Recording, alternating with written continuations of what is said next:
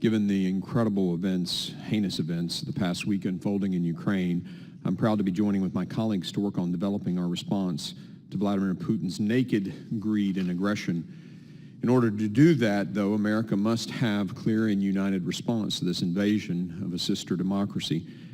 During my recent visit to Ukraine and discussion with Polish and Baltic allies at NATO headquarters en route to Kyiv, military and civilian leaders alike directly linked a lack of American leadership in Afghanistan to Putin's misguided attempt to test the West's resolve.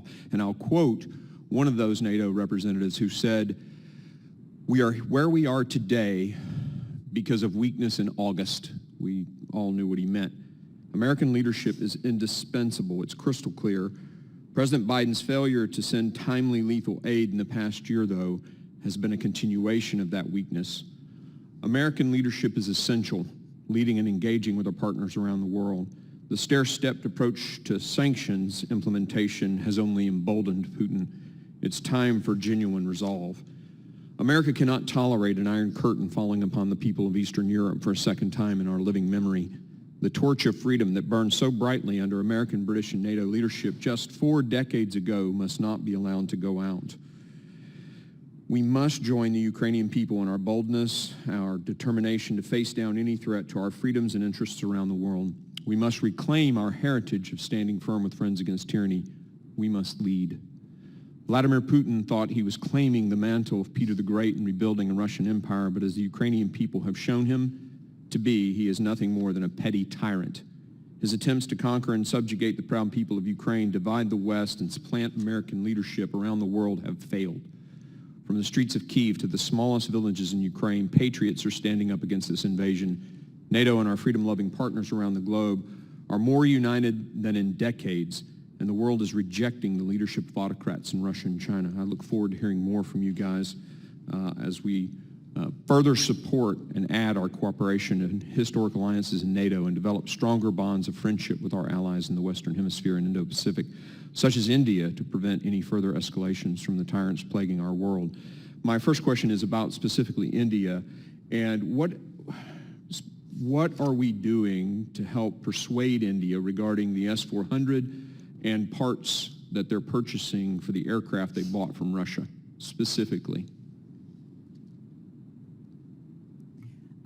First, I really want to thank you, I think, for your comments on Ukraine, and particularly recognizing the fight that the Ukrainians are literally carrying out as we speak. Pretty awesome.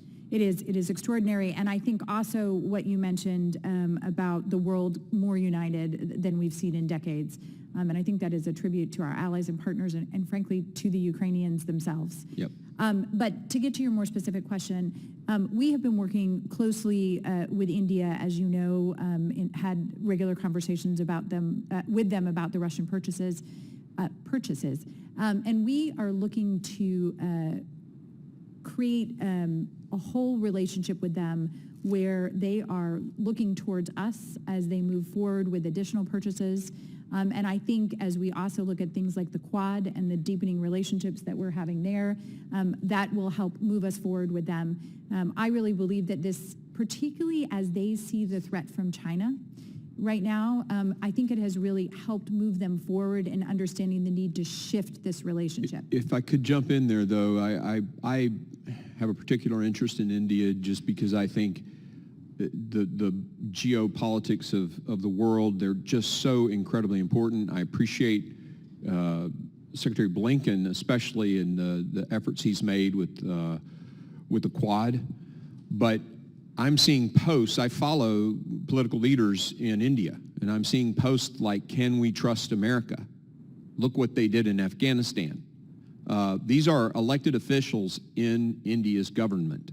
So, I mean, what options are we giving them for alternatives to Russian stuff? And how are we communicating to them that we're reliable?